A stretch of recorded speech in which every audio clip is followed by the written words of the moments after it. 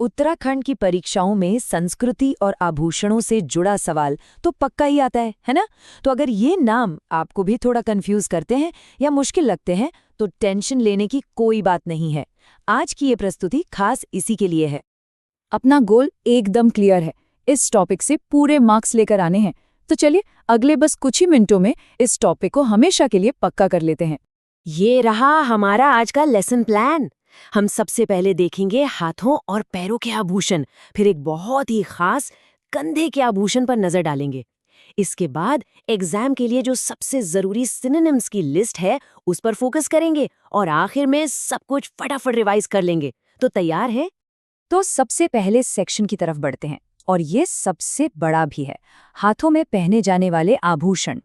हाँ, तो सबसे पहले है धागुली। ये हाथों में पहना जाता है, लेकिन एग्जाम के लिए जो सबसे जरूरी बात है वो ये है कि मैदानी इलाकों में इसे खंडवे भी कहते हैं। तो याद रखिए, धागुली और खंडवे एक ही चीजें हैं, ये पॉइंट नोट कर लीजिए।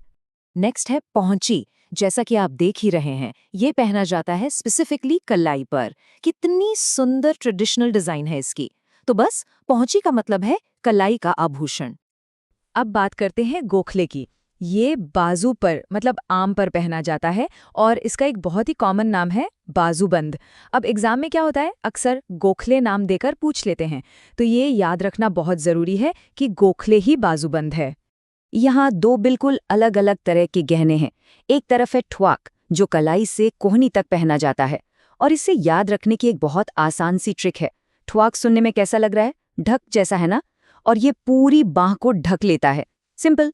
और दूसरी तरफ है अंगूठी, जिसे मुद्री भी कहते हैं। अच्छा, ये स्लाइड बहुत बहुत इंपॉर्टेंट है, इस पर तो स्टार मार्क लगा ही लीजिए। नाम का ये जो कड़े जैसा गहना है, ये राई जनजाति की महिलाएं पहनती हैं। सवाल बिल्कुल सीधा आता है, ना आभूषण का संबंध किस जनजाति से है? और जवाब होगा राई जनजाति। चलिए अब हाथों से पैरों की तरफ चलते हैं। देखते हैं कि उत्तराखंड में पैरों में कौन-कौन से ट्रेडिशनल गहने पहने जाते हैं। पैरों के आभूषणों में सबसे पहला और इम्पॉर्टेंट नाम है कंडवा। इसका दूसरा नाम है सुधमन। एग्जाम के लिए ये बहुत जरूरी है। अब इसे याद कैसे रखें? एक मजेदार सी ट्रिक है। हम कदम हमेशा शुद्ध मन से बढ़ाते हैं, तो कदम से हो गया कंडवा और शुद्ध मन से सुधमन। याद रहेगा ना? इनके अलावा इमरती और झांवर भी पैरों के ही आभूषण हैं। अब आते हैं पैरों की उंगलियों पर। देखिए, बिछुआ या पोतिया तो कॉमन टोरिंग्स हैं, ये तो हम सब जानते हैं। लेकिन जो पुलिया है वो खास है। ये स्पेसिफिकली जौहारी जनजाति के लोग पहनते हैं। तो ये हो गया हमारा दूसरा ट्राइबल स्पेशल फैक्ट। याद रखना है, पुलिया पर संबंध है जौहारी जनजाति से। अच्छा, लिस्ट को पूरा करने के लिए ये दो नाम भी ध्यान में रख लीजिए, पोटा और लच्छा। ये भी पैरों में ही पहने जाते हैं। अब एक ऐसे आभूषण की बात करते हैं जो बहुत ही यूनिक है, और सच कहूं तो अक्सर किताबों में भी इसका जिक्र नहीं मिलता। ये है कंधे का आभूषण। इस गहने का नाम है स्यूण सांगल। ये एक रेयर लेकिन बहुत इंपॉर्टेंट फैक्ट है, इसे याद रखना है। ये कंधों पर, शोल्डर्स पर पहना जाता है। स्यूण सांगल कंधे का आभूषण। चलिए अब आते हैं इस पूरी बातचीत के सबसे जरूरी हिस्से पर। अगली स्लाइड से डायरेक्ट सवाल बनते हैं, तो पूरा फोकस यहीं रखिएगा। इन जोड़ियों को बहुत बहुत ध्यान से देखिए। धागुली, जिसे कहते हैं खंडवे, अंगूठी जिसका दूसरा नाम है मुदड़ी, गोखले जिसे कहते हैं बाजूबंद, और कंडवा जिसका दूसरा नाम है सुधमन। मेरी सलाह है, इसका एक स्क्रीनशॉट जरूर ले लीजिए, एग्जाम में ये बहुत काम आने वाला है। क्या बात है, बहुत बढ़िया। तो चलिए अब एक फाइनल क्विक रिवीजन कर लेते हैं, ताकि ये सारे फैक्ट्स दिमाग में एकदम लॉक हो जाएं।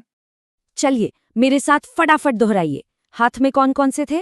धागुली, पौंची, घोखले, ठ्वाक, अंगूठी। हाथ का ट्राइबल स्पेशल राई जनजाति का नाट। पैरों में कंडवा, इमरती, झावर, बिछुआ। और पैरों का ट्राइबल स्पेशल जोहारी लोगों का पुलिया। कंधे पर वो यूनिक वाला स्यूआ सांगल।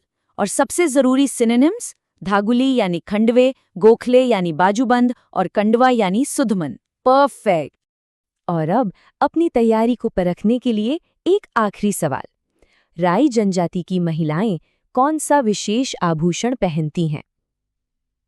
जरा सोचिए इसके बारे में और अपनी तैयारी को एकदम सॉलिड कर लीजिए।